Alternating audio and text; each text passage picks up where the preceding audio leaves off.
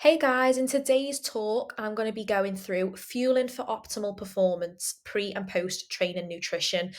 Really quite a useful one. We get asked quite a lot of questions on this in the gym, more particularly what can I eat before training so that I'm not feeling too full or that I'm actually feeling my best in my sessions. And then, of course, what can I refuel with afterwards to get the most out of my work. So, just a quick intro. What is this slide gonna talk about, and what is it gonna cover? Carbs are king. Pre-nutrition. So, what can we eat prior to training that's gonna make us perform our best? Type and timing. So, the type of foods that we should be eating and the timings in which we should be eating them. The refuel, so post training nutrition, what we should be looking at after training in order to again feel our best selves and to make the most growth that we possibly can in the gym and outside of the gym. And then finally, just some key takeaways and wrap up points at the end. So, carbs are king. What do we mean by that? So, pre nutrition. It said that we should be having around 1 to 2 grams of carbs per kilogram of body weight before training. I've put in brackets there complex, that refers to complex carbs, and I'll speak a bit more about that on the next slide and what that means. So, as an example, if I weighed 55 kilograms, I'd be looking at having around 55 to 110 grams of carbs at some point before training. Again, I'll talk about timings and type in the next couple of slides. Again, timings matter in this. So I've put in the next point here that around 30 to 90 grams of carbs, let's say you're short on time, you don't have like 2 to 3 hours before training. Again, will be more discussed in the next slide.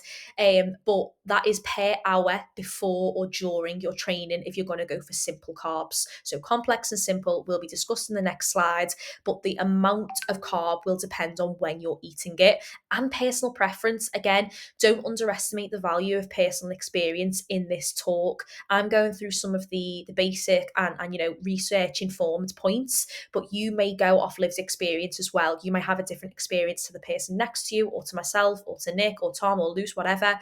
So please also dive into your own personal experience when it comes to this.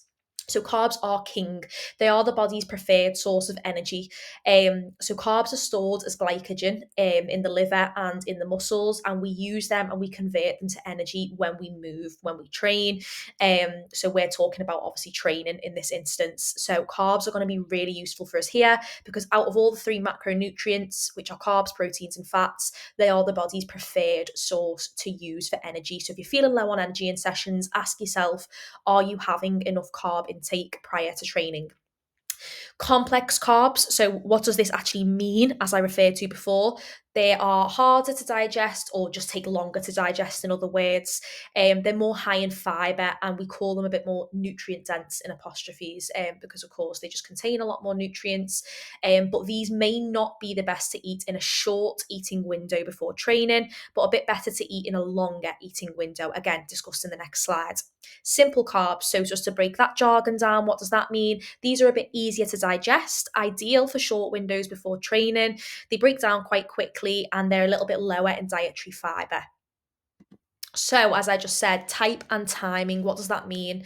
Complex carbs that we just referred to, so the longer to digest ones, we recommend having these around 2 to 3 hours before training. So, when you're asking us, when should I have my meal before training? I only have my lunch an hour before I came, or I only had my tea just before I got here. Think about this. So, complex carbs, 2 to 3 hours before training, they are a sustained source of energy and they're going to keep you fuller for longer. So, what are these examples? So, complex carb examples: whole grains, so things like brown rice, brown carb variants in general, quinoa, oats, barley, starchy vegetables, so like potatoes and things like that. Root vegetables come under that bracket too, and legumes, so beans, pulses too, etc., chickpeas, all those type of things. They're going to keep you fuller for longer, and we should be having them within 2 to 3 hours before training, not right before you come to the gym. So let's say you're having a chicken and rice, I wouldn't suggest to have this within 30 minutes of training. Secondly, simple. So these are the shorter eating window carbs. We should be eating these 30 to 60 minutes before training if we're short on time. Obviously, I would suggest, if you possibly can, that to have a main meal, a balanced meal before training. But if this isn't possible and it's not possible, let's say we're training at 6 in the morning or 6:30, simple carbs can be taken in 30 to 60 minutes before training. They're fast, effective, if you're short on time, and we can have them pre and intra training, so and during. Simple examples, so sugar, raw sugar, honey, energy gels, sports drinks that obviously contain sugar, not the sugar-free ones, bars, so like Squares bars, a Pop Tart you might see people having, and fruit in general is always a good option too. Moving on, so how do we refuel after we leave that classroom? How do we feel our best self following on from training? And this is probably where more the balanced meals come in. If you're an early trainer or a late trainer and you can't quite get a massive meal in prior to training, your refuel is going to be really important too. So, protein. You've probably heard people, there's a lot of myths around protein. You've got to take it within 30 minutes of finishing your session. Not necessarily. There's a lot of can't you speak? Research done now that tells us that a good 20 to 40 grams of quality protein following on from training, we've probably got a bigger window than what we realize. Let's call it like 30 minutes to 4 hours now. There's a lot more research done on this. Protein's going to help us kickstart muscle recovery by adding amino acids to our body, to our system, and this is going to help us with growth. It's going to help us with muscle recovery and mean that we can lift again the following day or post rest. Carbs are king again. So you heard carbs are king. Remember that phrase, carbs are king. We do not want anybody avoiding carbs. They're going to replenish those glycogen stores that we use when training. This is going to encourage recovery and make us feel our best self post training, and make sure that we can go again, just like I just said, the following day or post recovery. Balanced meal. Now, what does that mean? You probably heard that phrase thrown around a lot, and we would probably suggest that following on from a training session, if you have the time, you're going home to try and get a balanced meal in, whether that's a balanced breakfast, lunch, or dinner, whatever time of the day you are at. That includes the three macronutrients: protein, carbs, and fats. Again, big myth around fats. Healthy fats are super important for hormone regulation and for just general bodily function and cell turnover in the body. This should come from quality sources. So, as I've put on here, 80% whole derived. You've heard the saying 80% whole foods, 20% soul foods. Now, this is it in action. So, when it comes to quality, we're thinking protein in the form of lean meats, lean fishes, legumes like pulses, beans, chickpeas. We're thinking quinoa, bulgur wheat, things like that. Carbs, again, quality sources, especially if you're having it after training, you can then afford to go a little bit harder with the likes of whole grains. They're going to fill you for longer. They're full of nutrients. They're nutrient dense foods. And healthy fats, so things like fatty fishes like mackerel or salmon, things like nuts and seeds, things like avocado or avocado oil, things like olive oil or olives are really good examples of healthy fats. So your plate should look balanced. So, what are we taking away from this PowerPoint today?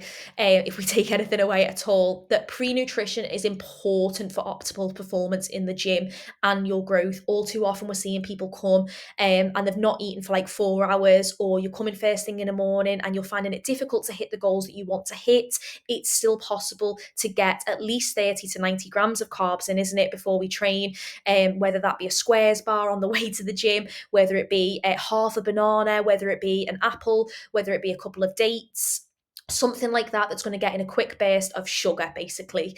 The timing is important, being the second point, like I've just touched on, and personal experience. So if you're not one that can stomach chicken and rice 2 hours before training, but someone else can, don't do it. Listen to your body. A lot of this is trial and error. So please listen to your body and do try things.